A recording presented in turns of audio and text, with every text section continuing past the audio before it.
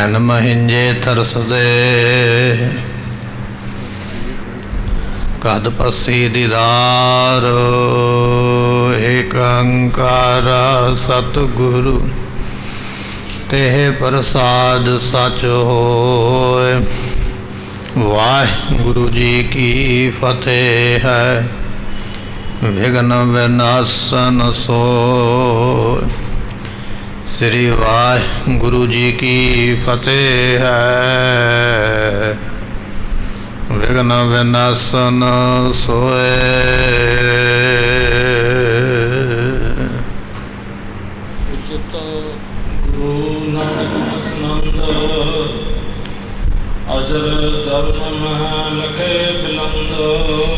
वाहिगुरु जी का खालसा वाहिगुरु जी की फतेह।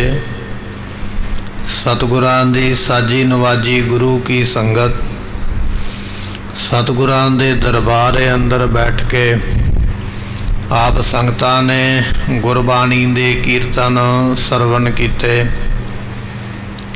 गुरु तेग बहादुर महाराज साहब जी दे जीवन की कथा आपां सरवण करन वास्ते एकत्रित होए हैं। पिछले दीवान दे विच सरवण कीता है कि धन गोबिंद राय साहब जियां ने अपने पिता नूं सलोक लिख के भेजिया है। बल होवा बंधन छुटे सब किश होत उपाय। नानक सब कुछ तुमरे हाथ में तुम ही होत सहाय। जदों ये श्लोक गुरु तेग बहादुर पातशाह ने सरवण किया ते जानिया कि साडे पुत्र जी सानू समर्थ अते परमेश्वर दा रूप जानदे ने। ये गल जान के हुण किहड़ियां बख्शिशां करन लगे ने वो अज आपां सरवण करांगे। आओ मिल के आखिए सतनाम श्री वाहिगुरु साहिब जी। गुरु तेग बहादुर महाराज जी विचारते ने भी गुरु नानक साहब की जो गुरता गद्दी है ना, ये उस गुरता गद्दी दे बैठण दे योग ने। इन्हां नूं गुरता गद्दी देनी चाहिए है। दो वारी असीं परख की है। एक वारी आनंदपुर साहिब जदों इन्हां ने आखिया सी पिता जी तुहाडे बिना कुर्बानी कौन कर सकता है, आप जी शहीदी दे के इन्हां दे धर्म की रखिया करो। और दूजी वारी असीं गुरबानी का सलोक रच के उहदे विच एक सवाल लिखिया सी, उस सवाल का जवाब इन्हां ने दिता है। ये दो वारी परख की है, दोने वारी ये परख दे विच पूरे उतरे। इस करके ये गुरता गद्दी जिहड़ी है हुण 9वें थां तो 10वें थां ते जानी चाहिए है। इन्हां नूं गुरता गद्दी बख्शनी चाहिए है। ये भी जानिया भी ये अजर शक्तियां नूं जरन दे विच समर्थ ने। जिहड़ियां अजर शक्तियां कोई जर नहीं ना सकता। किसी दे विच थोड़ी जी ताकत आ जाए तो हौमे आ जाती, हंकार आ जाता, पर ये तो बेअंत अनंत शक्तियां दे मालक ने, फिर भी जरन की समर्था रखते। ये भी गल महाराज ने जानी है। क्योंकि ये जिहड़ी गुरता गद्दी है ना गुरमुखो, बहुत वड्डी वडियाई है। सारियां नूं प्राप्त हरेक नूं प्राप्त नहीं हो सकती, कोई विरला ही है जिहड़ा इस दात नूं प्राप्त हुंदा है। ये वड्डी वडियाई है जो गुरता गद्दी है। ये गुरता गद्दी इन्हां नूं बन आउंदी है, इन्हां नूं देनी चाहिए है। इन्हां वर्गा इस वेले कोई दूजा है नहीं। भावें सतगुरां दे पुत्तर ही लगदे ने गोबिंद राय जी, पर महाराज ने फिर भी परख की है। परख करके फैसला किया भी इन्हां तो सिवा दूजा कोई इस गुरता गद्दी के उपर बैठण का जिहड़ा है वो उचित नहीं है, योग नहीं है। कल्ले केवल इहो ही ने जिहड़े गुरता गद्दी नूं सामण की समर्था रखते हैं। उस वेले सतगुरु हुण गुरता गद्दी देन लगे। गुरमुखो 10वें पातशाह नूं गुरता गद्दी किवें मिली है, कित्थों मिली है, ये अज आपां बचन सरवण कर रहे हाँ। सतगुरु प्रसन्न हो गया गुरु तेग बहादुर पातशाह महाराज साहब जी। उस वेले खुश हो के ना लोहे के पिंजरे विच बैठे हुए महाराज साहब जियां ने अपने सुभाए मन मुख तो बचन किया है। ਜਿਹੜਾ ਸਿੱਖ ਗਿਆ ਸੀ ਨਾ ਚਿੱਠੀ ਲੈ ਕੇ, ਜਵਾਬ ਲੈ ਕੇ, ਉੱਤਰ ਲੈ ਕੇ ਆਨੰਦਪੁਰ ਸਾਹਿਬ ਤੋਂ, ਮਹਾਰਾਜ ਨੇ ਉਹਨੂੰ ਸੇਵਾ ਲਾਈ। ਕਹਿਣ ਲੱਗੇ ਸਿੱਖਾ ਜਾ ਛੇਤੀ ਦੇ ਨਾਲ। ਕਿੱਥੇ ਜਾ? ਬਾਜ਼ਾਰ ਦੇ ਵਿੱਚ ਜਾ। ਦਿੱਲੀ ਵਿੱਚ ਜਿੱਥੇ ਦੁਕਾਨਾਂ ਨੇ ਨਾ, ਬਾਜ਼ਾਰ ਬਣਿਆ ਹੋਇਆ, ਬਾਜ਼ਾਰ ਦੇ ਵਿੱਚ ਜਾ ਔਰ ਬੜੀ ਛੇਤੀ ਦੇ ਨਾਲ ਜਾ। ਤੇ ਅਸੀਂ ਤੈਨੂੰ ਇੱਕ ਕੰਮ ਕਹਿਣ ਲੱਗੇ ਆ, ਉਹ ਕੰਮ ਕਰਕੇ ਤੇ ਛੇਤੀ ਵਾਪਸ ਆ। ਇਹ ਸਾਡਾ ਹੁਕਮ ਮੰਨਣਾ ਕਰ। ਉਸ ਵੇਲੇ ਸਿੱਖ ਨੇ ਪੁੱਛਿਆ ਮਹਾਰਾਜ ਹੁਕਮ ਕੀ ਹੈ? ਬਾਜ਼ਾਰ ਵਿੱਚ ਜਾ ਕੇ ਕੀ ਕਰਨਾ? ਮਹਾਰਾਜ ਕਹਿਣ ਲੱਗੇ ਨਾਰੀਅਲ ਲੈ ਕੇ ਆਓ। ਅਸੀਂ ਆਪਣੇ ਪੁੱਤਰ ਨੂੰ ਹੁਣ ਗੁਰਤਾ ਗੱਦੀ ਇੱਥੋਂ ਜਿਹੜੀ ਆ ਉਹ ਤੁਰਾਂਗੇ। ਨਾਰੀਅਲ ਮੰਗਾਇਆ ਤੇ 5 ਪੈਸੇ ਮਹਾਰਾਜ ਸਾਹਿਬ ਜੀਆਂ ਨੇ ਮੰਗਾਏ। ਨਾਰੀਅਲ ਜਿਹੜਾ ਹੈ ਨਾ ਉਹ ਸੀਸ ਦੀ ਥਾਂ ਤੇ ਭੇਟ ਕੀਤਾ ਜਾਂਦਾ। ਜਿਵੇਂ ਸਾਡਾ ਸਿਰ ਬਣਿਆ ਨਾ, ਅੱਖਾਂ ਬਣੀਆਂ, ਮੂੰਹ ਬਣਿਆ, ਨਾਰੀਅਲ ਦੇ ਵਿੱਚ ਵੀ ਇਸੇ ਤਰ੍ਹਾਂ ਇਹ ਨਿਸ਼ਾਨੀਆਂ ਬਣੀਆਂ ਹੁੰਦੀਆਂ। ਨਾਰੀਅਲ ਤੋਂ ਭੇਟ ਕਰਨ ਤੋਂ ਭਾਵ ਹੁੰਦਾ ਵੀ ਆਪਣਾ ਸੀਸ ਭੇਟ ਕਰ ਦਿੱਤਾ, ਆਪਣਾ ਆਪ ਤੁਹਾਨੂੰ ਭੇਟ ਕਰ ਦਿੱਤਾ, ਤੁਹਾਨੂੰ ਦੇ ਦਿੱਤਾ। ਇਹ ਨਾਰੀਅਲ ਭੇਟ ਕਰਨ ਦਾ ਭਾਵ ਹੈ। 5 ਪੈਸੇ ਨਾਲ ਭੇਟ ਕਰਨੇ, ਉਹਦਾ ਭਾਵ ਇਹ ਹੁੰਦਾ ਹੈ ਜਗਤ ਦੀ ਜਿੰਨੀ ਵਡਿਆਈ ਹੈ ਇਹ ਸਾਰੀ ਤੁਹਾਨੂੰ ਦਿੱਤੀ, ਤੁਸੀਂ ਅੱਜ ਤੋਂ ਮਾਲਕ ਹੋ। ਕਿਉਂਕਿ ਦੁਨੀਆ ਵਿੱਚ ਜੋ ਵੀ ਕੁਝ ਬਣਿਆ ਨਾ, ਇਹ ਸਭ ਕੁਝ ਮਾਇਆ ਤੋਂ ਬਣਿਆ। ਮਾਇਆ ਤੋਂ ਸਰੀਰ ਬਣਿਆ, ਮਾਇਆ ਤੋਂ ਬ੍ਰਹਿਮੰਡ ਬਣਿਆ, ਮਾਇਆ ਤੋਂ ਪਦਾਰਥ ਬਣੇ ਨੇ। ਉਹ 5 ਪੈਸੇ ਤਾਂ ਦੇਣੇ ਵੀ ਇਹ ਬ੍ਰਹਿਮੰਡ ਦੇ ਵਿੱਚ ਜੋ ਵੀ ਕੁਝ ਹੈ ਇਹ ਸਾਰਾ ਕੁਝ ਅੱਜ ਤੋਂ ਤੁਹਾਡੇ ਹਵਾਲੇ ਹੈ। ਜਿਵੇਂ ਆਪਾਂ ਘਰ ਦੀਆਂ ਚਾਬੀਆਂ ਦੇ ਦਿੰਦੇ ਨਾ ਕਿਸੇ ਨੂੰ, ਵੀ ਲੈ ਤੈਨੂੰ ਘਰ ਦੀਆਂ ਚਾਬੀਆਂ ਦਿੱਤੀਆਂ, ਤੂੰ ਮਾਲਕ ਘਰ ਦਾ। ਉਹ 5 ਪੈਸੇ ਦੇਣ ਤੋਂ ਭਾਵ ਇਹ ਆ ਵੀ ਤੈਨੂੰ ਸਾਰੇ ਬ੍ਰਹਿਮੰਡ ਦੇ ਜਿੰਨੇ ਪਦਾਰਥ ਨੇ ਉਹ ਸਾਰੇ ਤੇਰੇ ਹਵਾਲੇ ਨੇ, ਤੂੰ ਅੱਜ ਤੋਂ ਮਾਲਕ ਹੈ। ਜਿਹੜੀ ਚੀਜ਼ ਨੂੰ ਚਾਹਵੇਂ ਜਿੱਥੇ ਮਰਜ਼ੀ ਤੂੰ ਵਰਤ ਸਕਦਾ ਔਰ ਤੈਨੂੰ ਕੋਈ ਨਾ ਨਹੀਂ ਕਰ ਪਾਏਗਾ। ਇਸ ਤਰ੍ਹਾਂ 5 ਪੈਸੇ ਜਿਹੜੇ ਸਨ ਤਾਂ ਭੇਟ ਕਰਦੇ ਸਨ ਵੀ ਜਗਤ ਦੀ ਮਾਇਆ ਤੁਹਾਡੇ ਚਰਨਾਂ ਵਿੱਚ ਆ ਗਈ। ਔਰ ਉਹਦੇ ਨਾਲ ਨਾਰੀਅਲ ਤਾਂ ਭੇਟ ਕਰਨਾ ਤਾਂ ਕਿ ਅਸੀਂ ਆਪਣਾ ਸਭ ਕੁਝ ਤੁਹਾਨੂੰ ਦੇ ਦਿੱਤਾ, ਤੁਹਾਡੇ ਹਵਾਲੇ ਕਰ ਦਿੱਤਾ, ਆਪਣਾ ਆਪ ਤੁਹਾਡੇ ਅੱਗੇ ਨਿਸ਼ਾਵਰ ਕਰ ਦਿੱਤਾ, ਆਪਣਾ ਸੀਸ ਤੱਕ ਤੁਹਾਨੂੰ ਭੇਟ ਕਰ ਦਿੱਤਾ। ਇਸ ਤਰ੍ਹਾਂ ਇਹ ਗੁਰੂ ਘਰ ਦੇ ਵਿੱਚ ਮਰਿਆਦਾ ਰਹੀ ਹੈ ਕਿ ਜਦੋਂ ਗੁਰਤਾ ਗੱਦੀ ਇੱਕ ਜਗ੍ਹਾ ਤੋਂ ਦੂਜੀ ਜਗ੍ਹਾ ਜਾਂਦੀ ਹੈ, ਉਸ ਵੇਲੇ ਗੁਰੂ ਨਾਨਕ ਦੇਵ ਪਾਤਸ਼ਾਹ ਮਹਾਰਾਜ ਜੀਆਂ ਤੋਂ ਲੈ ਕੇ ਸਾਹਿਬ ਗੁਰੂ ਗੋਬਿੰਦ ਸਿੰਘ ਮਹਾਰਾਜ ਜੀਆਂ ਤੱਕ ਅਤੇ ਸਾਹਿਬ ਗੁਰੂ ਗ੍ਰੰਥ ਸਾਹਿਬ ਪਾਤਸ਼ਾਹ ਤੱਕ ਇਸੇ ਤਰ੍ਹਾਂ ਗੁਰੂ ਸਾਹਿਬਾਨ 5 ਪੈਸੇ ਅਤੇ ਨਾਰੀਅਲ ਰੱਖ ਕੇ ਮੱਥਾ ਟੇਕਦੇ। ਉਹੀ ਕਿਰਿਆ ਮਹਾਰਾਜ ਕਰਨ ਵਾਸਤੇ ਸਿੱਖ ਨੂੰ ਕਹਿ ਰਹੇ ਨੇ, ਜਾਓ ਜਾ ਕੇ ਬਾਜ਼ਾਰ ਦੇ ਵਿੱਚੋਂ ਨਾਰੀਅਲ ਲੈ ਕੇ ਆਉਣਾ ਕਰੋ। ਤੇ ਸਤਿਗੁਰੂ ਪਾਤਸ਼ਾਹ ਮਹਾਰਾਜ ਕਹਿਣ ਲੱਗੇ ਸੋਹਣਾ ਨਾਰੀਅਲ ਵੇਖ ਕੇ ਲੈ ਕੇ ਆਉਣਾ ਹੈ। ਨਾਰੀਅਲ ਸੋਹਣਾ ਹੋਵੇ ਅਤੇ ਹਰਿਆ ਭਰਿਆ ਹੋਵੇ, ਇਸ ਤਰ੍ਹਾਂ ਦਾ ਸੋਹਣਾ ਹਰਿਆ ਨਾਰੀਅਲ ਵੇਖ ਕੇ ਲੈ ਕੇ ਆਉਣਾ ਕਰੋ। ਕਹਿਣ ਲੱਗੇ ਸਿੱਖ ਮਹਾਰਾਜ ਦਾ ਹੁਕਮ ਮੰਨ ਕੇ ਜੇਲ੍ਹ ਦੇ ਵਿੱਚੋਂ ਬਾਹਰ ਨਿਕਲਿਆ। ਕੈਦਖਾਨੇ ਵਿੱਚ ਜਿੱਥੇ ਮਹਾਰਾਜ ਬੈਠੇ ਸਨ ਉਸ ਕੈਦਖਾਨੇ ਵਿੱਚੋਂ ਸਿੱਖ ਬਾਹਰ ਨਿਕਲਿਆ ਬਾਜ਼ਾਰ ਨੂੰ ਜਾਣ ਵਾਸਤੇ, ਮਹਾਰਾਜ ਦਾ ਹੁਕਮ ਪੂਰਾ ਕਰਨ ਵਾਸਤੇ। ਤੇ ਬਾਜ਼ਾਰ ਦੇ ਵਿੱਚ ਜਾ ਕੇ ਜਦੋਂ ਦੁਕਾਨਾਂ ਤੇ ਢੂੰਡਿਆ ਤੇ ਫਿਰ ਇਸ ਨੂੰ ਸ੍ਰੀ ਫਲ ਜਿਹੜਾ ਨਾਰੀਅਲ ਹੈ ਨਾ, ਬੜਾ ਸੋਹਣਾ ਕਿਸੇ ਦੁਕਾਨ ਤੋਂ ਉਹ ਪਸੰਦ ਕੀਤਾ, ਸੋਹਣਾ ਨਾਰੀਅਲ ਦਾ ਫਲ, ਤੇ ਉਹ ਲੈ ਲੈਣਾ ਕੀਤਾ ਹੈ।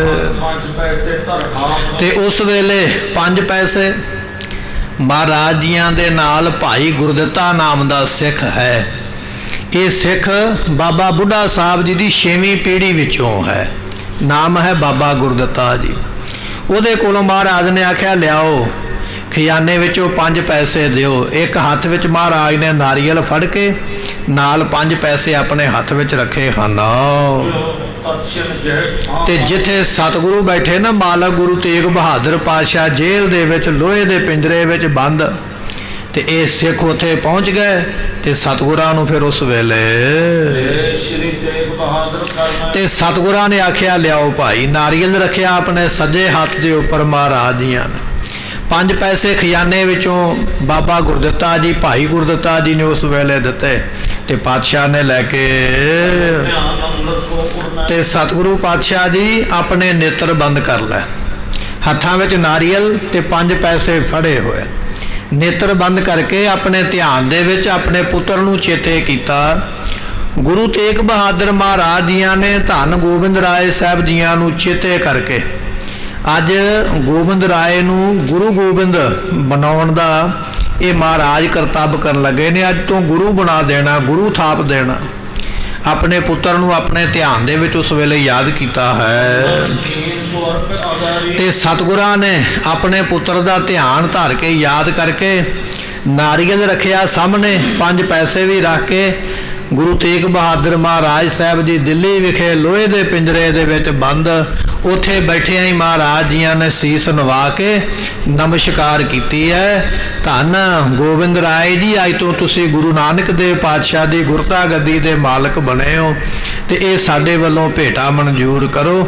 ਇਸ ਤਰ੍ਹਾਂ ਅੰਦਰੋਂ ਬੇਨਤੀ ਕਰਕੇ, ਆਪਣੇ ਮਨੋਂ ਬੇਨਤੀ ਕਰਕੇ, ਸੀਸ ਝੁਕਾ ਕੇ ਲੋਹੇ ਦੇ ਪਿੰਜਰੇ ਵਿੱਚ ਬੈਠੇ ਹੋਏ ਮਹਾਰਾਜ ਸਾਹਿਬ ਜੀਆਂ ਨੇ ਆਪਣੇ ਪੁੱਤਰ ਨੂੰ ਗੁਰੂ ਜਾਣ ਕੇ ਉਸ ਵੇਲੇ ਨਮਸਕਾਰ ਕੀਤੀ ਹੈ। ਇਸ ਤਰ੍ਹਾਂ ਇਹ ਜਗਤ ਦੀ ਜਿਹੜੀ ਗੁਰਤਾ ਗੱਦੀ ਹੈ ਨਾ, ਇਹ ਸਤਿਗੁਰਾਂ ਨੇ ਦਿੱਤੀ ਹੈ। ਗੁਰੂ ਤੇਗ ਬਹਾਦਰ ਪਾਤਸ਼ਾਹ ਨੇ ਗੁਰੂ ਗੋਬਿੰਦ ਸਿੰਘ ਮਹਾਰਾਜ ਜੀਆਂ ਨੂੰ ਭਾਰੀ ਇਹ ਜਿਹੜੀਆਂ ਜ਼ਿੰਮੇਵਾਰੀਆਂ ਬਖਸ਼ਿਸ਼ ਕੀਤੀਆਂ ਹਨ। 9 ਸਰੂਪਾਂ ਦੇ ਵਿੱਚ ਪਹਿਲਾ ਸਰੂਪ ਗੁਰੂ ਨਾਨਕ ਦੇਵ ਜੀਆਂ ਦਾ, ਗੁਰੂ ਅੰਗਦ ਸਾਹਿਬ ਜੀਆਂ ਦਾ, ਗੁਰੂ ਅਮਰਦਾਸ ਪਾਤਸ਼ਾਹ, ਗੁਰੂ ਰਾਮਦਾਸ ਮਹਾਰਾਜ, ਗੁਰੂ ਅਰਜਨ ਦੇਵ ਪਾਤਸ਼ਾਹ, ਗੁਰੂ ਹਰਗੋਬਿੰਦ ਮਹਾਰਾਜ ਜੀ, ਗੁਰੂ ਹਰਰਾਏ ਸਾਹਿਬ ਪਾਤਸ਼ਾਹ, ਗੁਰੂ ਹਰਕ੍ਰਿਸ਼ਨ ਪਾਤਸ਼ਾਹ, ਗੁਰੂ ਤੇਗ ਬਹਾਦਰ ਮਹਾਰਾਜ ਸਾਹਿਬ ਜੀ। ਇਹ 9 ਗੁਰੂ ਸਾਹਿਬਾਨ ਨੇ ਗੁਰਤਾ ਗੱਦੀ ਦੀ ਜੋਤ 9 ਗੁਰੂ ਸਾਹਿਬਾਂ ਦੇ ਵਿੱਚ ਪਹਿਲਾਂ ਵਰਤ ਚੁੱਕੀ ਹੈ ਤੇ ਉਹ ਹੁਣ 10ਵੇਂ ਥਾਂ ਤੇ 9 ਸਰੂਪਾਂ ਤੋਂ ਬਾਅਦ ਵਿੱਚ ਅੱਜ 10ਵੇਂ ਸਰੂਪ ਦੇ ਵਿੱਚ ਉਸ ਗੁਰਤਾ ਗੱਦੀ ਨੇ ਪ੍ਰਵੇਸ਼ ਕੀਤਾ ਹੈ। ਅੱਜ 10ਵੇਂ ਥਾਂ ਦੇ ਉੱਪਰ ਗੁਰਤਾ ਗੱਦੀ ਪਹੁੰਚੀ ਹੈ। ਹੁਣ ਮਹਾਰਾਜ ਨੇ ਜਦੋਂ ਮਰਿਆਦਾ ਪੂਰੀ ਕੀਤੀ ਨਾ ਗੁਰਤਾ ਗੱਦੀ ਦੀ ਤੇ ਉਸ ਵੇਲੇ ਫਿਰ ਹੁਕਮ ਕੀਤਾ, ਗੁਰੂ ਨਾਨਕ ਸਾਹਿਬ ਪਾਤਸ਼ਾਹ ਤੋਂ ਲੈ ਕੇ ਗੁਰੂ ਹਰਕ੍ਰਿਸ਼ਨ ਪਾਤਸ਼ਾਹ ਤੱਕ ਜਿੰਨੇ ਗੁਰੂ ਸਾਹਿਬਾਨ ਹੋਏ ਸਾਰਿਆਂ ਨੂੰ ਗੁਰਤਾ ਗੱਦੀ ਹੱਥੀਂ ਆਪਣੇ ਮਹਾਰਾਜ ਸਾਹਿਬ ਜੀਆਂ ਨੇ ਭੇਟ ਕੀਤੀ ਹੈ। 8ਵੇਂ ਪਾਤਸ਼ਾਹ ਨੇ ਗੁਰਤਾ ਗੱਦੀ ਜਿਹੜੀ ਹੈ ਉਹ ਦਿੱਲੀੋਂ ਭੇਜੀ ਸੀ ਅਤੇ ਬਚਨ ਹੀ ਇੰਨਾ ਕੀਤਾ ਸੀ, ਬਾਬਾ ਬਸਹਿ ਗ੍ਰਾਮ ਬਕਾਲੇ ਬਣਗੁਰ ਸੰਗਤ ਆਪ ਸੰਭਾਲੇ। ਉਹਨਾਂ ਨੇ ਵੀ 5 ਪੈਸੇ ਤੇ ਨਾਰੀਅਲ ਮੰਗਾ ਕੇ ਤੇ ਗੁਰੂ ਤੇਗ ਬਹਾਦਰ ਪਾਤਸ਼ਾਹ ਦਾ ਧਿਆਨ ਧਾਰਨ ਕਰਕੇ ਅਰਦਾਸ ਕਰਵਾ ਕੇ ਇਹ ਬਚਨ ਗੁਪਤ ਰੱਖ ਲਿਆ, ਪਰ ਗੁਰਤਾ ਗੱਦੀ ਭੇਟ ਕਰ ਦਿੱਤੀ। ਇਸੇ ਤਰ੍ਹਾਂ 10ਵੇਂ ਪਾਤਸ਼ਾਹ ਨੇ ਵੀ ਗੁਰਤਾ ਗੱਦੀ ਦਿੱਲੀੋਂ ਹੀ ਆ ਰਹੀ ਹੈ। 9ਵੇਂ ਪਾਤਸ਼ਾਹ ਵੀ ਇਸ ਵੇਲੇ ਦਿੱਲੀ ਬੈਠੇ ਹੋਏ।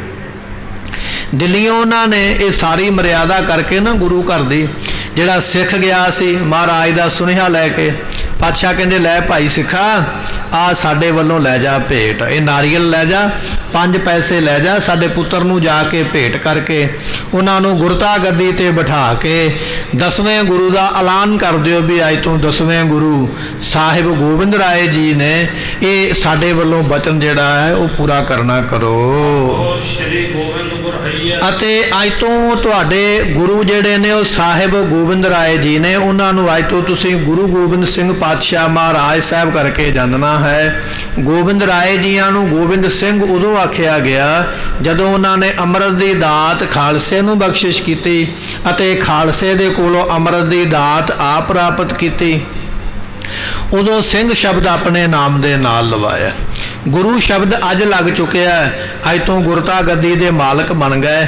ਸਿੱਖ ਨੂੰ ਆਖਿਆ ਲੈ ਜਾ ਗੁਰਤਾ ਗੱਦੀ ਅਤੇ 10ਵੀਂ ਥਾਂ ਤੇ ਸਾਡੇ ਪੁੱਤਰ ਨੂੰ ਬਿਠਾ ਕੇ ਗੁਰਤਾ ਗੱਦੀ ਦਾ ਮਾਲਕ ਅੱਜ ਤੋਂ ਬਣ ਗਏ। ਸੰਗਤਾਂ ਵਿੱਚ ਇਸ ਗੱਲ ਦਾ ਬਚਨ ਜਿਹੜਾ ਹੈ ਉਹ ਪ੍ਰਗਟ ਕਰਨਾ ਕਰੋ ਅਤੇ ਤੂੰ ਡੇਰੀ ਨਹੀਂ ਕਰਨੀ ਹੈ। ਹੁਣ ਮਹਾਰਾਜ ਦਾ ਸਿੱਖ ਵਾਪਸ ਚੱਲਣ ਲੱਗਾ ਨਾ ਦਿੱਲੀ ਤੋਂ, ਹੁਣ ਮਹਾਰਾਜ ਨੇ ਫਿਰ ਹੁਕਮ ਕੀਤਾ, ਕਹਿਣ ਲੱਗੇ ਸਿੱਖਾ ਡੇਰੀ ਨਾ ਕਰੀ, ਪਹਿਲੇ ਸਿੱਖ ਦੇ ਵਾਂਗ ਤੂੰ ਵੀ ਦਿਨੇ ਰਾਤ ਰਸਤੇ ਦੇ ਉੱਪਰ ਚੱਲਣਾ। ਜਿਵੇਂ ਇੱਕ ਪਹਿਲਾ ਸਿੱਖ ਆਇਆ ਸਨ ਜਦੋਂ ਮਹਾਰਾਜ ਨੇ 9ਵੇਂ ਮਹੱਲੇ ਦੇ ਸ਼ਲੋਕ ਉਚਾਰੇ ਸਨ, ਉਦੋਂ ਸਿੱਖ ਨੂੰ ਆਖਿਆ ਸੀ ਦਿਨੇ ਰਾਤ ਚੱਲ ਕੇ ਅਨੰਦਪੁਰ ਸਾਹਿਬ ਪਹੁੰਚ।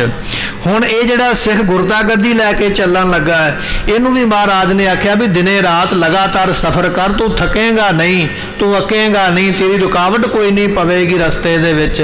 ਇਸ ਗੁਰਤਾ ਗੱਦੀ ਨੂੰ ਲੈ ਕੇ ਜਾਣਾ ਕਰ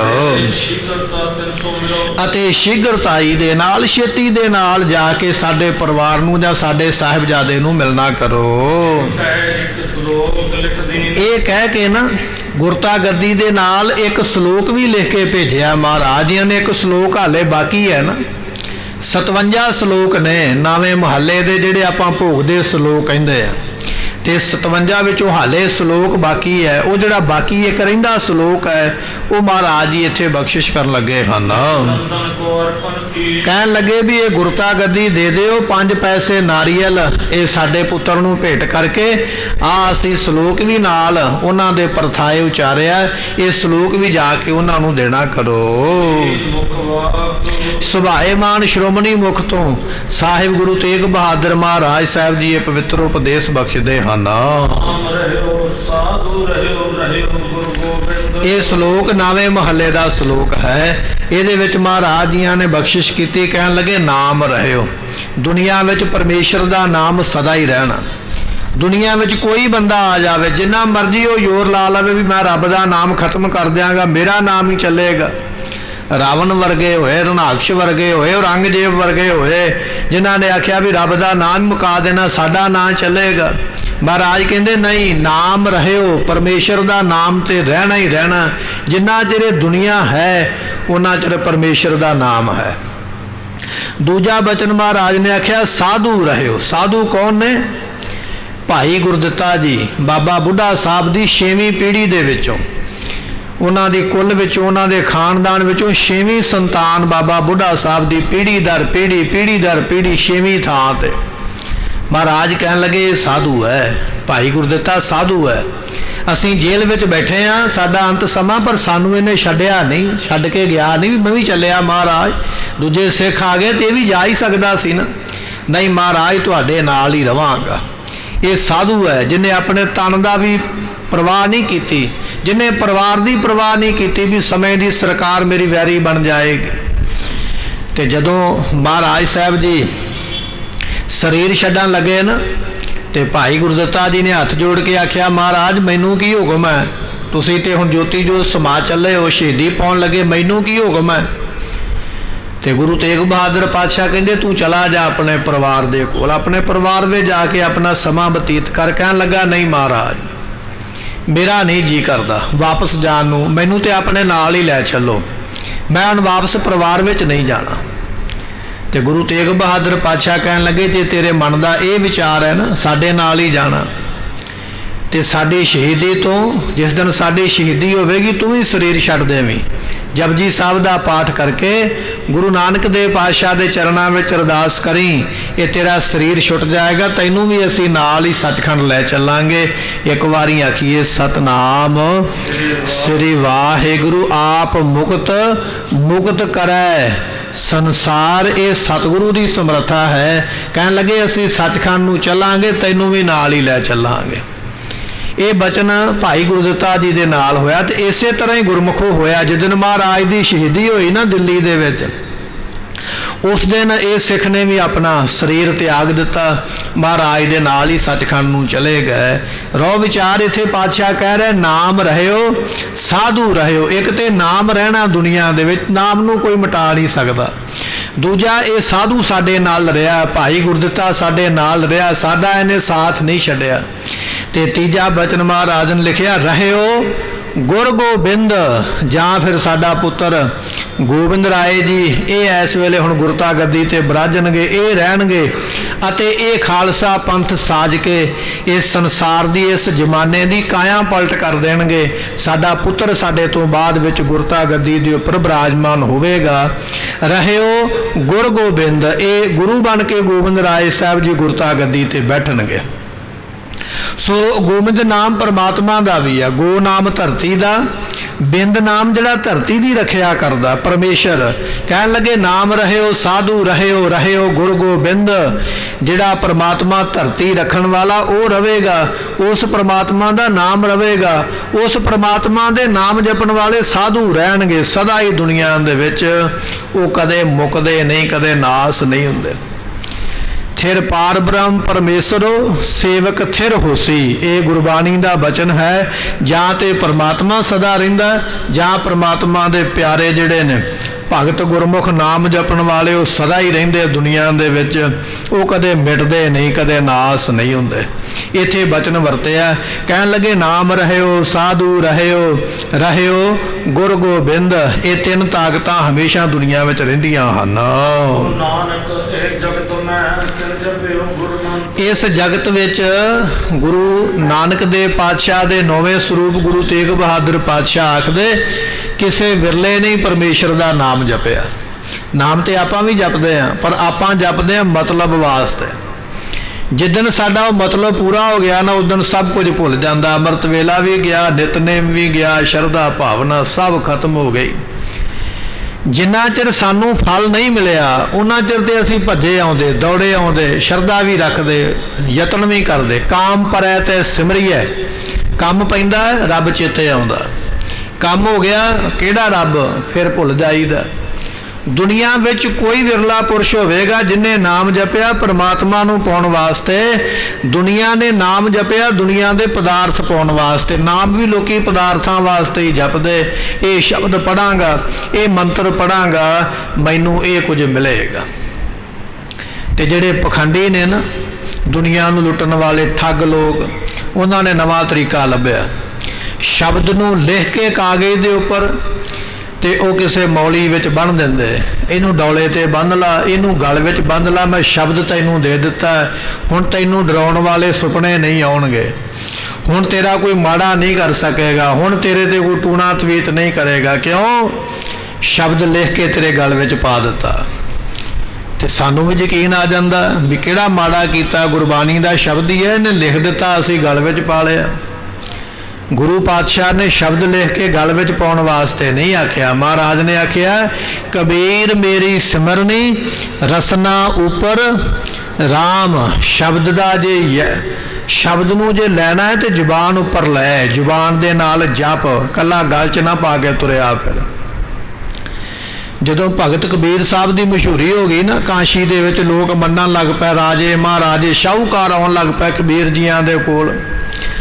तो जदों बंदे की चढ़ाई हो जाए फिर बथेरे कोल आके बैठते, साडा है साडा। जिन्ना चिर संघर्ष करता उन्ना चिर कोई नहीं नेड़े खड़दा। जदों मंजिल ते पहुँच गया फिर सारे ही कहिंदे मेरा रिश्तेदार है। जदों कबीर साहब जियां दा नाम बन गया ना काशी दे विच, एक ब्राह्मण आ गया बड़ा चलाक है, हथ विच माला बड़ी सोहनी लैके आया बाजारों खरीद के। ते कहन लगा, कबीर जी आ माला मेरे कोलों लै लो, तुसीं राम राम करदे हो ना, तुहानूं चेता भुल जांदा होना भी किन्नी वारी कीता माला, फेरी चलो राम राम कही चलो। हुण ब्राह्मण दा विचार ये सी भी ये मेरे कोलों माला लै लैण ते मैं दुनिया विच रौला पा दियां भी कबीर मेरा चेला, मेरे कोलों माला लई है, कबीर दा नाम वड्डा बनदा जाना, जिवें जिवें कबीर दी मशहूरी होवेगी नाल मेरी अपने आप ही होनी, मैं गुरु होया। लोगों ने आखना भी जे कबीर विच इन्नी किरपा तो गुरु विच किन्नी होवेगी, मेरा तोरी फुलका दे नाल इदां ही चल पैना।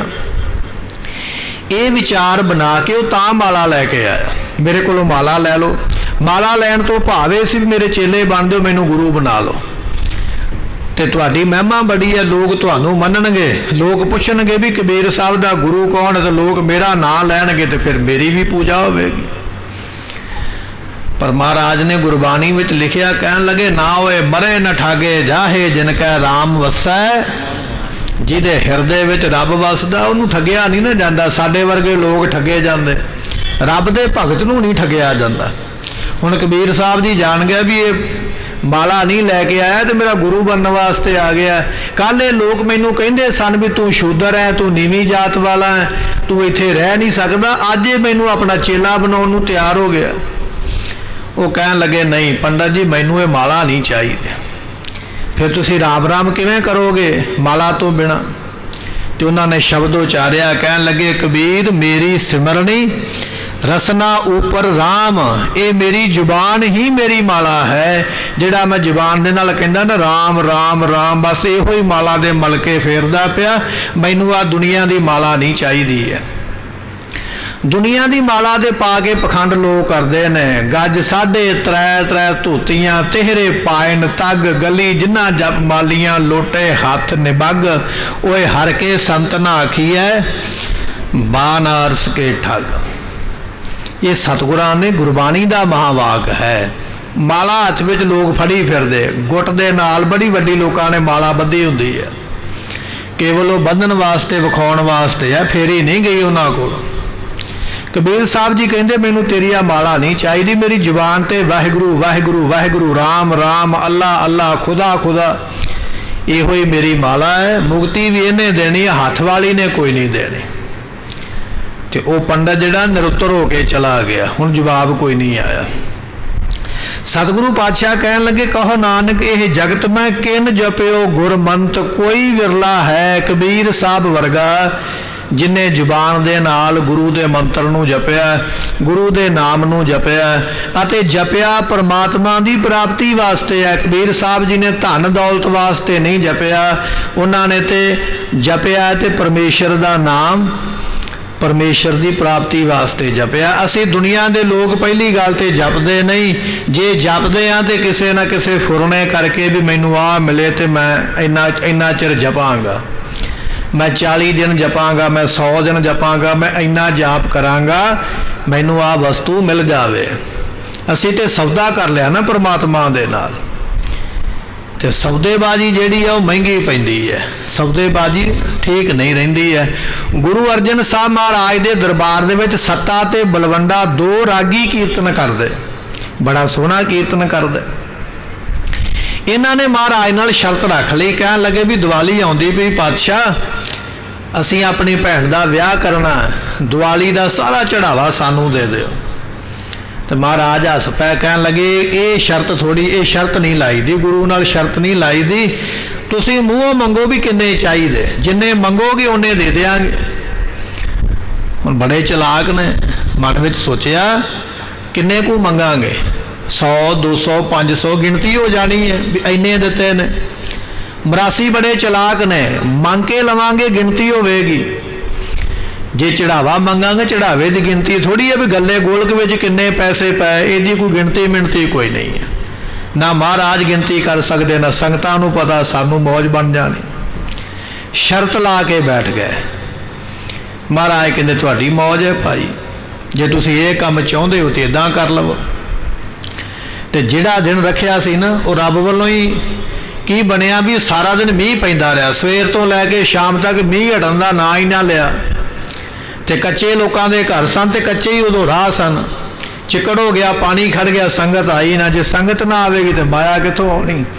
जो शाम के दरबार की समाप्ति हुई, महाराज कहते मारो सत्ते बलवंडे नूं आवाज़, उन्होंने कहो आ जिहड़े 5-7 टेक के गया ना कोई लै जाओ। हुण झूठे हो गए भी महाराज तो पहले कहते भी शर्त ना लाओ, असीं तो शर्त रख के बैठे हाँ। फिर लड़ पे महाराज नाल, बड़े इन्होंने माड़े शब्द गुरु अर्जन देव पातशाह नूं कहे जिहड़े आपां सुन ही नहीं सकते। गुरु नानक साहब नूं बड़े माड़े शब्द इन्होंने कहा, गुस्से विच आके भी ये साडे नाल तुसीं धक्का कीता।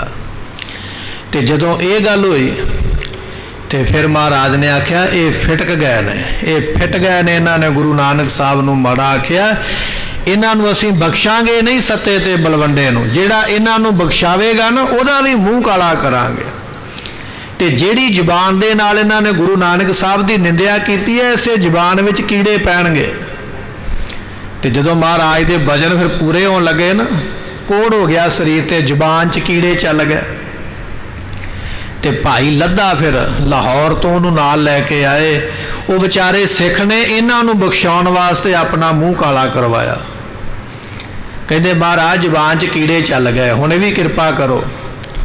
ते सतगुरु कहते हुण गुरबाणी का शब्द उचारो, गुरु नानक साहब की, गुरु अंगद साहब की वडियाई करो, ये तां तुहाडे जुबान का रोग ठीक होना। फिर इन्होंने वार उचारी, सत्ते बलवंडे की वार वो उचारी इन्होंने, तो फिर इन्हों का रोग ठीक होया। कहण तो भाव यह है भी गुरु दे नाल शर्त ला के नहीं काम करना चाहिए। असीं शर्त बंध लैंदे आ भी मैं इन्ने पाठ करांगा, मैनू ये मिल जावे, मैं इन्ने दिन गुरु घर आवांगा, मैनू आ मिले। शर्त ला के ना काम कर, उहदे च घाटा पै जाना। सत्ते बलवंडे का इतिहास पढ़ के वेख लै, इत्थे ते गुरु अगे अर्ज कर, बेनती कर कि मैनू दात दे, मैं तेरा नाम जपां। दुनिया विच वो विरले ने जिन्हां ने परमेश्वर दा नाम केवल परमेश्वर की प्राप्ति वास्ते जपिया, नहीं तो दुनिया विच बहुते लोगों ने नाम ते पदार्थ वास्ते ही जपिया। गुरु नानक देव पातशाह दे 9वें स्वरूप गुरु तेग बहादुर पातशाह कहन लगे, कहो नानक यह जगत में किन जपियो गुरमंत, कोई विरला ही है जिन्हें परमेश्वर के नाम नू जपिया है। ते सतगुरां दा हुक्म लैके वो जिहड़ा सिख है ना, वो दिल्लीओं हुण चलण लगा आनंदपुर साहब नूं। ये सिख ते हुण किवें आनंदपुर साहब नूं आवेगा, ये भी आपां इतिहास सरवण करांगे।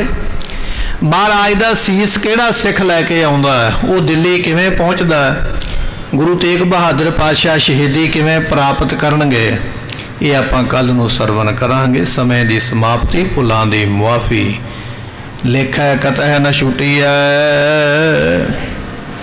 बख्शनहार बख्श लै। वाहिगुरु।